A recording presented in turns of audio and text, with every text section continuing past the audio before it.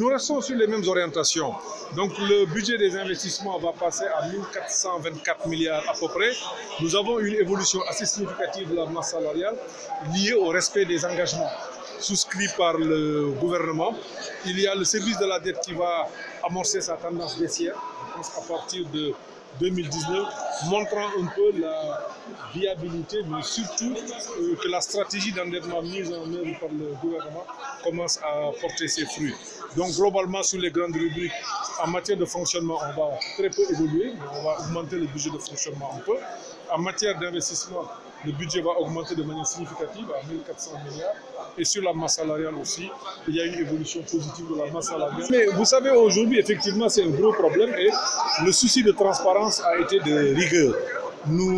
La masse salariale, elle est importante. Le gouvernement a pris des engagements assez importants. Et justement, dans le cadre du PAP 2 que nous sommes en train de préparer, les contraintes du Sénégal sont en train d'être identifiées.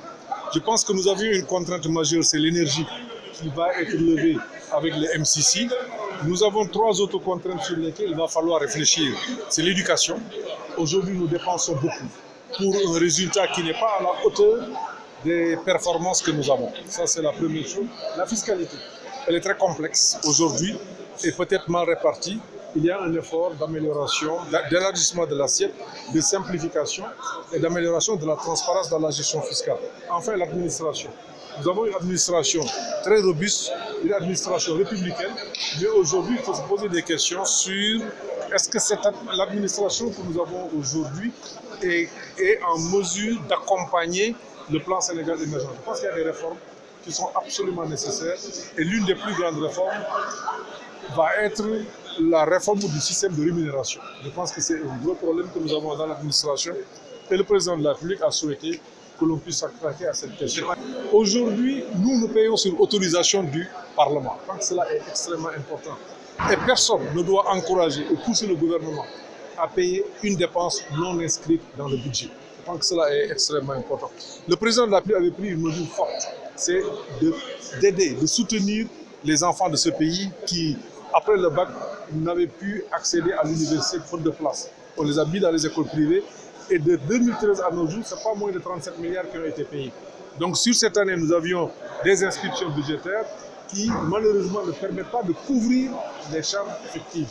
Nous avons donc demandé à clarifier cette situation, ce que le ministère de l'Enseignement supérieur a accepté. En attendant, nous ne pouvons payer que dans la limite des inscriptions budgétaires et c'est ce qui va être fait. Nous avons beaucoup discuté avec les écoles privées, les représentants. Et je pense que nous ne sommes plus loin d'un accord. Le gouvernement respectera l'ensemble de ses obligations. Je viendrai ultérieurement sur le terre, globalement, pour vous donner des éléments très précis. En attendant, le ministre des Infrastructures parlera du terre. Mais le terre est un investissement structurant. Je pense qu'aujourd'hui, ceux qui vont en banlieue, se rendent compte que dans les années à venir, dans un avenir très proche, aujourd'hui, il va être difficile de sortir de Dakar ou d'entrer à Dakar. Et il faut des moyens alternatifs de transport. Et le train, je pense, va être un moyen efficace. Ce train permettra de transporter au moins 110 000 personnes par jour. Donc cela me semble être important. Et c'est un projet qu'il faut pousser. Et c'est un projet sur lequel nous travaillons. Nous pensons qu'il n'y a pas d'autre issue que d'avoir des moyens alternatifs de transport. J'ai encore souvenance en 2004-2005, on avait beaucoup critiqué l'autoroute à PA. C'est vrai que le coût était élevé, mais aujourd'hui, il faut se rendre à l'évidence que le Sénégal, ce qu'allait être Dakar sans ces autoroutes aujourd'hui. Et je pense que pour le terre, c'est exactement la même chose. Le Sénégal mérite des investissements structurants. Le Sénégal mérite des investissements où que les Sénégalais n'aient plus de complexe. Je pense que cela est extrêmement important. Et le souhait du président Macky Sall, c'est effectivement de faire de ce pays un pays émergent. Cela a un coût. Et c'est ce coût-là que nous sommes en train de mettre en œuvre.